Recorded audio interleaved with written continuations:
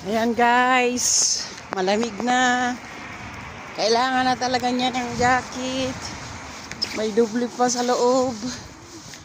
My goodness. Ayan o. Wala nang... Ang ulap niya ay isang kulay na lang. Hindi na katulad dati. May pa... awang-awang ba? Ayan siya. Ay, ginagawa na nila yung lantern namin. Oh. Yan yung lantern. Tuwing December, may paganyan sila. Ayan o, dinadaanan ko yan. Oh, susunod yan, may ilaw na. Ang papakita ko sa inyo.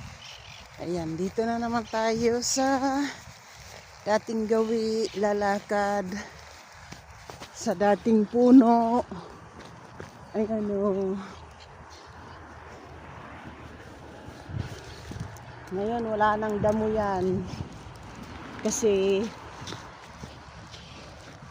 malamig na.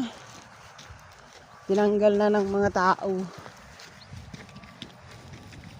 Ayan o. Bulubundukin kong inaakyat. O, diba? Uy, nako. It's life. Yan ang dito sa abroad. Alam nyo na nga. Sarap dito. Oh. Yan. Yan yan. Bago mag-COVID, ang buhay sa abroad maganda. Kasi yung mga tao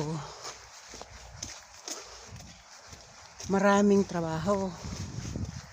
Ngayon nagkandalugi na yung ibang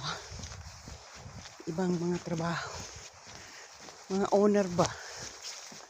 Yung mga businessman. Mga business. Kasi ako noon,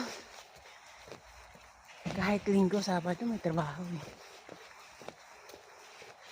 Plus, nagluluto pa ako ng mga kakanin. May mag-order sa akin ng mga biko, mga blanca.